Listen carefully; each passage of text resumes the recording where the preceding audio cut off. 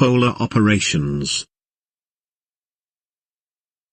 Although not ETOPS by definition, the requirements for polar operations are addressed in the 2007 FAA ETOPS rules and supporting advisory materials.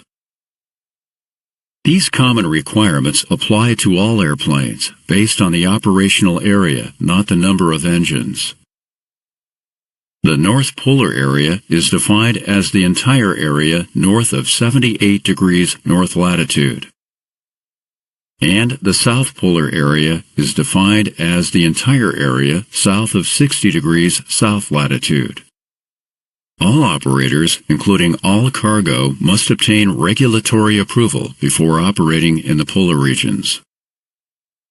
As can be seen on the chart, there are numerous alternate airports available near the North Polar Area. However, North Polar operations are typically beyond 60 minutes from these airports and also require ETOPS for two-engine airplanes. For passenger airplanes with more than two engines, North Polar routes remain within a non-ETOPS area of operation. South Polar routes are in remote areas with few alternate airports. Therefore, both two-engine airplanes and passenger airplanes with more than two engines require ETOPS to operate in this area. ETOPS operational approval that makes use of the maximum capability of the airplane can greatly enhance routing flexibility in the South Polar region. Now we will look at the additional requirements and equipment necessary when conducting operations in the polar areas. En route alternate airport selection takes on added significance when operating in the polar regions. The airplane must be able to make a safe landing at the alternate airport and maneuver off the runway in a variety of potentially adverse weather conditions. Facilities must also be available to protect the safety and provide for the physiological needs of all personnel. Airlines must demonstrate the capability to safely extract passengers within 48 hours following a polar diversion. This passenger recovery plan requirement does not apply to all cargo polar operations. Operator planning and coordination are required to ensure that en route exposure to low fuel temperature is avoided. Boeing has developed a fuel temperature prediction program to assist operators in monitoring en route fuel temperatures in the polar regions. This program can be set up to interface directly with the airline's flight planning system. En route strategies in the event of low fuel temperature conditions include climbing or descending to warmer air, deviating course to warmer air, and/or increasing Mach number.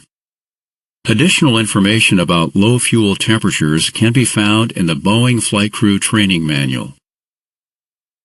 Planning for polar operations should also consider en route communication capability for coordination with flight dispatch and appropriate air traffic services.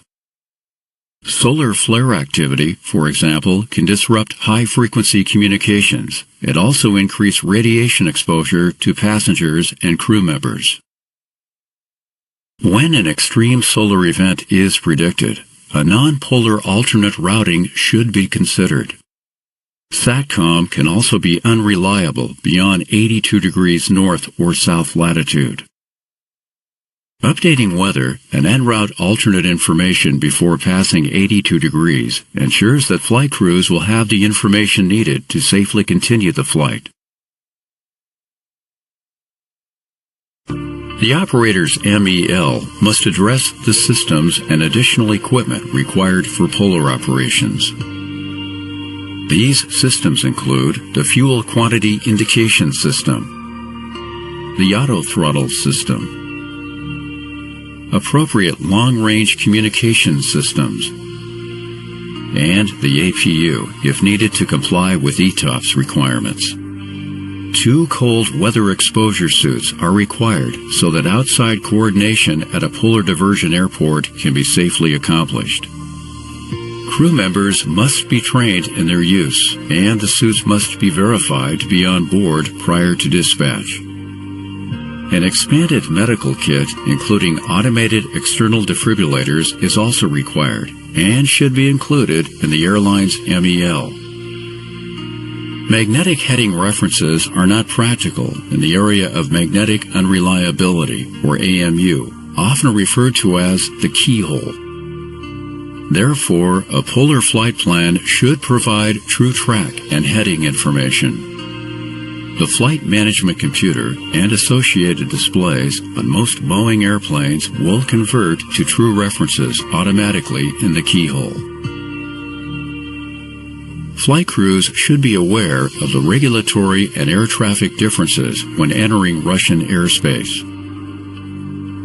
Russian air traffic control is contacted using VHF or HF voice, and flight levels should be expressed in meters. Also note that Russian ATC normally issues QFE altimeter settings in millimeters for terminal operations below the transition level. Operators must conduct an FAA-observed validation flight prior to receiving authorization to fly polar routes. A simulated diversion must be scheduled at an approved en route alternate airport. This simulated diversion is intended to validate company communication and coordination, as well as airport facilities and reporting capability. The operator may request to conduct the polar validation flight with revenue passengers if a passenger recovery plan demonstration has already been completed. However, if the passenger recovery plan will be demonstrated as part of the validation flight, then only revenue cargo is permitted. Flight crew and dispatcher training programs should address those items unique to polar operations and the challenges of operating in the polar environment. This training and effective planning are the key elements to a successful polar operation.